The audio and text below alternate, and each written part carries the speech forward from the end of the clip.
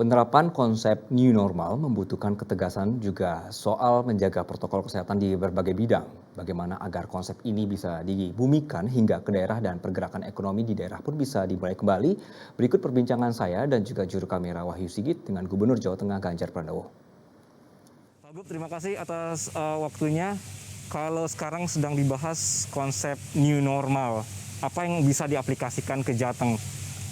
Apakah siap dengan konsep ini? Ya, sebenarnya kami sudah memulai untuk membantu.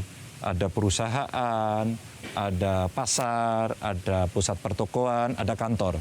Untuk mereka terbiasa jalan ngantri dan berjarak. Untuk mereka terbiasa menggunakan tempat cuci tangan yang banyak disediakan. Untuk terbiasa mereka menggunakan masker dan mengatur jarak-jarak di ruang-ruang kerja.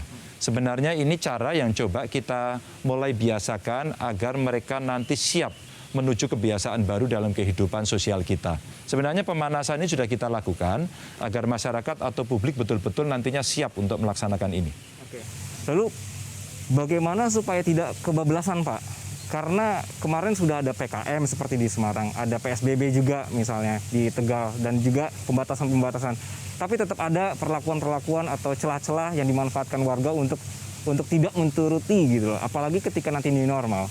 Justru kalau dalam masa kita PKM atau PSBB, kita bisa batasi umpama. Malnya diatur. Hari ini yang mau masuk mal mesti daftar dulu. Nomor sekian sampai sekian, dia jam sekian. Jam kerja di pabrik-pabrik juga sudah dilakukan. Yang biasanya 3 shift, sekarang 2 shift kok. Jadi kalau kebiasaan ini dilakukan, maka orang akan mengerti, kamu ke mall nggak bisa bareng-bareng, sekarang daftar dulu. Maka aplikasi dari mallnya bisa diberikan. Maka siapa yang mau ke mall, sekian. Kamu hanya punya waktu sekian.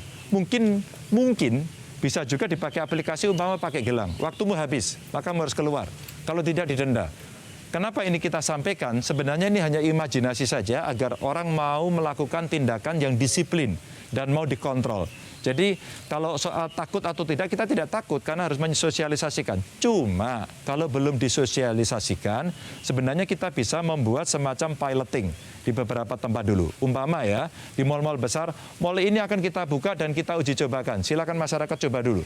Kalau ini berjalan kita akan terus, kalau tidak kita tidak jalan. Maka sebenarnya ini akan mengedukasi dan membiasakan masyarakat. Termasuk dalam sistem transportasi sebenarnya dan angkutan umum. Hanya ini menjadi problem besar karena apa? Karena di dalam angkutan umum orang pasti akan berdesak-desakan. Dan kalau itu dijarangkan, ini angkutan umumnya nilai ekonomi untuk mengangkut penumpangnya menjadi sangat tidak efisien. Nah, saya mengajak orang, naik sepeda aja. Atau jalan kaki aja, ya, sehingga dalam waktu-waktu jarak yang pendek mereka akan bisa melakukan itu.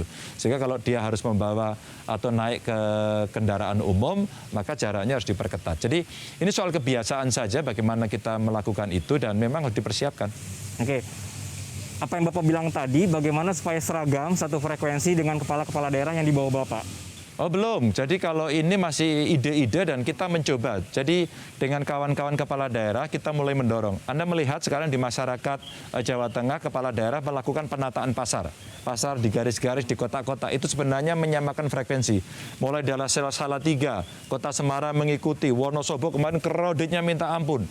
Rakyat menyampaikan video ke saya. Setelah itu kemudian kita meminta Pak Bupati, Pak Wakil segera perbaiki. Di Bumiayu, Brebes, saya mendapatkan video crowded, langsung saya berikan, diperbaiki. Sehingga di frekuensi ini sama, memang harus diperbaiki toh. Ada mall kecil begitu di Kabupaten Wonosobo, di Kota Pekalongan, terjadilah ini cerita viral. Maka pada saat kemudian itu muncul di publik, saya telepon keduanya, langsung diperbaiki. Bahkan Bupati Banyumas, ada satu mal kecil juga sama, dia dibuka dan tidak tertib, langsung didatengin. Langsung bicara sama pengusahanya, Anda bisa tertibkan tidak? Kalau tidak, saya tutup mulai besok. Ini langsung surat peringatan pertama. Nah, ketegasan semacam Bupati Banyumas ini memang penting untuk dilakukan, sehingga ini semua akan bisa membawa nanti orang masuk pada dalam kebiasaan hidup barunya. Lalu apa Pak tanggapan industri, khususnya yang ada di Jawa Tengah terhadap konsep ini? Iya, industri mendukung. Industri perbankan sekarang sudah mulai dan kita juga melindungi mereka loh ya. Industri perbankan kita minta sekarang ada tabir di depannya. Mereka tidak berhubungan langsung dengan customer. Pasar-pasar belum mudah. Tapi kejadian beberapa contoh menata pasar itu ternyata bisa membuat inspirasi orang lain. Lalu saya kemarin datang ke pabrik di Kudus. 2 pabrik saya datangi, dua-duanya sudah menyiapkan diri. Bahkan model antrinya, mereka masuk dari istirahat, mau masuk kerja kembali, sudah digaris-garis.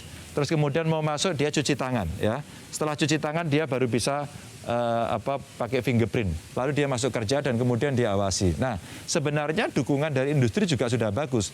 Tinggal contoh-contoh pilot project ini yang nanti kalau ini bisa berjalan dengan baik kita sebarkan. Maka untuk membawa normal baru tidak begitu saja. Ini bukan lomba lari yang bendera startnya dikibarkan langsung berbondong-bondong. Tidak. Ini adalah sebuah proses yang perlu waktu, bertahap, mengedukasi dan menjelaskan kenapa harus begitu. Jawa Barat kemarin sudah bisa melakukan atau punya alat atau bisa memproduksi alat untuk tes sendiri gitu loh. Bagaimana Jateng ini bisa swasembada juga untuk alat-alat yang berhubungan dengan COVID-19. Mulai dari masker, hazmat, perlengkapan dokter dan lain-lainnya, termasuk juga tesnya, termasuk juga tenaga ahlinya, Pak. Sebenarnya ini jejaring panjang kok, jejaring Indonesia. Saya kira yang ada di Jawa Barat kan pabriknya di sana kan. Bio Farma kan BUMN, kebetulan di sana. Kalau kita hazmat sendiri, pabriknya ada juga di sini. Kita buat sendiri sebenarnya saling melengkapi saja. Dan saya kira apa yang diproduksi di Jawa Barat itu juga akan dipakai oleh yang lain karena itu BUMN.